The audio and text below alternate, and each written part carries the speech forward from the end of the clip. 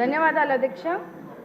శాసనసభలో మొట్టమొదటిసారిగా మాట్లాడే అవకాశం కల్పించినటువంటి పూజ్యులు తండ్రి సమానులైన ముఖ్యమంత్రి వర్యులు శ్రీ నారా చంద్రబాబు నాయుడు గారికి, లోకేష్ అన్న గారికి, అలాగే మా సింగనమల నియోజకవర్గ ప్రజలందరికీ కూడా ధన్యవాదాలు, నమస్కారాలు అధ్యక్ష.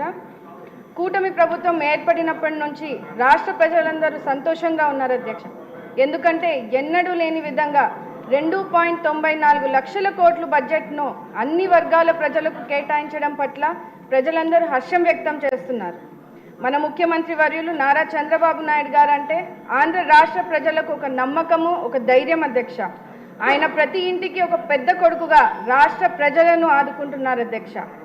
అలాగే రాష్ట్ర ప్రజల కోసం పాదయాత్ర చేసి యువత భవిష్యత్తు కోసం అహర్నిశలు కష్టపడుతున్న లోకేష్ అన్న గారు మా లాంటి యువతకు ఆదర్శంగా నిలుస్తున్నారు అధ్యక్ష.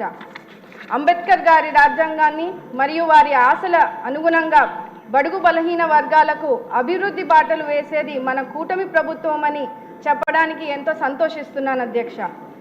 బడ్జెట్ కేటాయింపులో ఎస్సీ, ఎస్టీ, బీసీ, మైనారిటీ మరీ ముఖ్యంగా మహిళలకు పెద్దపీఠం వేస్తూ సంక్షేమానికి బడ్జెట్ కేటాయించడంలో బడుగు బలహీన వర్గాలు ప్రజలు కూటమి ప్రభుత్వాన్ని పై ఎంత చిత్తశుద్ధి ఉందో తెలుస్తోంది అధ్యక్ష.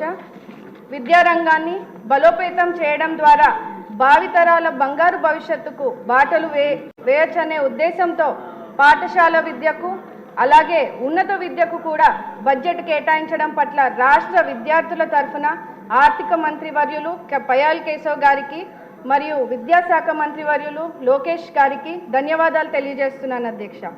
వైసీపీ హయాంలో 3,500 కోట్లు ఫీజు రియంబర్స్మెంట్లు బకాయిలు పెట్టి పేద విద్యార్థులను వేధింపులకు గురి చేశారు అధ్యక్ష. ఇప్పుడు ఆ బకాయిలు కూడా మన మంచి ప్రభుత్వం చెల్లించబోతోంది. దీని ద్వారా ఎంతో మంది పేద విద్యార్థులకు మంచి జరుగుతుంది అధ్యక్ష. అనంతపురం జిల్లా మా సింగనమల నియోజకవర్గంలో ప్రజలు ఎక్కువ శాతం వ్యవసాయం మీద ఆధారపడతారు అధ్యక్ష. దశాబ్దాల కాలం నుంచి నియోజకవర్గంలో త్రాగునీరు, సాగునీరు సమస్య ఎక్కువగా ఉంది అధ్యక్ష. ముఖ్యంగా గండికోట నుంచి పుట్లూరు వయా సుబ్రాయన్ సాగర్ ఎత్తిపోతల పథకం ద్వారా గండికోట నుంచి సుబ్రాయన్ సాగర్ వరకు డిపిఆర్ తయారుగా ఉంది అధ్యక్ష. అది ప్రస్తుతం ఆర్థిక శాఖ క్లియరెన్స్లో ఉన్నది. ఈ పథకం వలన దాదాపు 35,000 ఎకరాలకు సాగు చేసుకునే అవకాశం ఉంటుంది అధ్యక్ష. మా సింగనమల నియోజకవర్గంలో పుట్లూరు, ఎల్లనూరు మండలంలో గ్రామాలకు తాగునీరు సమస్య తీరుతుంది అధ్యక్ష. అలాగే అనేక వాటర్ స్కీమ్స్ ఉన్నప్పటికీ కూడా మా నియోజకవర్గంలో కనీసం తాగడానికి కూడా నీళ్లు లేని పరిస్థితిని ప్రజలు ఇబ్బంది పడుతున్నారు అధ్యక్ష.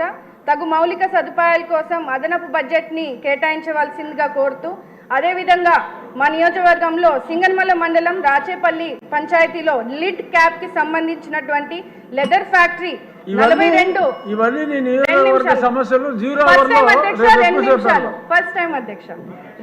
42 ఎకరాల్లో ఉంది అధ్యక్ష. కానీ నిధులు కేటాయించలేక ఆ ఫ్యాక్టరీ గత ప్రభుత్వం మూసివేయడం జరిగింది. ఆ ఫ్యాక్టరీని తిరిగి ప్రారంభిస్తే సుమారు 3,000 ఎస్సీ కుటుంబాలకు ఉపాధి కలుగుతుంది అధ్యక్ష.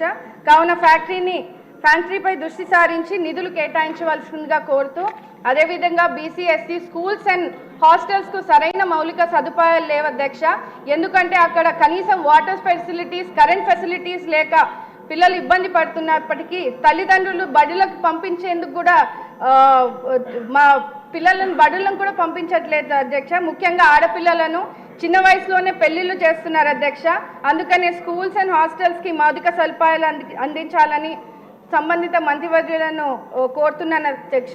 గత ప్రభుత్వం బడుగు బలహీన వర్గాలకు అడుగడుగున అన్యాయం చేస్తుంది అధ్యక్ష. ముఖ్యంగా ఎస్సీ సబ్ ప్లాన్ నిధులను దారి మళ్లించి 40,000 కోట్ల రూపాయలను దారి మళ్లించి తీవ్ర అన్యాయం చేశారు అధ్యక్ష. అదేవిధంగా ఎస్సీ వెల్ఫేర్ పథకాలు రద్దు చేసి వాటిని పునరుద్ధరించాలని, సంక్షేమాన్ని అభివృద్ధి బాటలో పట్టించాలని ఈ సభా వేదికగా కోరుతున్నాను అధ్యక్ష.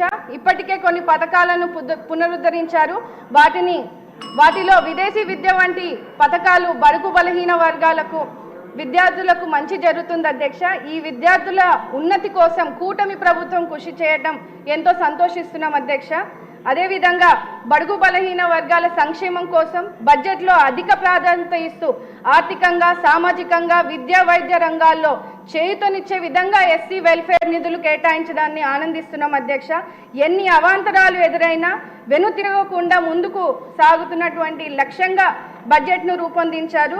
మా పరిస్థితులను అర్థం చేసుకొని మా జిల్లా మంత్రి వర్యులు పయ్యావుల కేశవ్ గారు మా వెనుకబడిన నియోజకవర్గంపై కొంచెం దృష్టి సారించి అదనపు నిధులు కేటాయించవలసిందిగా కోరుతూ ఆంధ్రప్రదేశ్ను పునర్నిర్మించి మళ్లీ ఇండియాలోనే నెంబర్ 1 రాష్ట్రంగా నిలిపే లక్ష్యంలో కృషి చేస్తున్నటువంటి మన ముఖ్యమంత్రి వర్యులు నారా చంద్రబాబు నాయుడు గారికి, డిప్యూటీ సీఎం పవన్ కళ్యాణ్ గారికి, ప్రధానమంత్రి నరేంద్ర మోడీ గారికి మనస్ఫూర్తిగా కృతజ్ఞతలు తెలియజేస్తున్నాను. నాకు అవకాశం ఇచ్చినటువంటి ఆనరబుల్ డిప్యూటీ స్పీకర్ గారికి ధన్యవాదాలు అధ్యక్ష. జై భీమ్.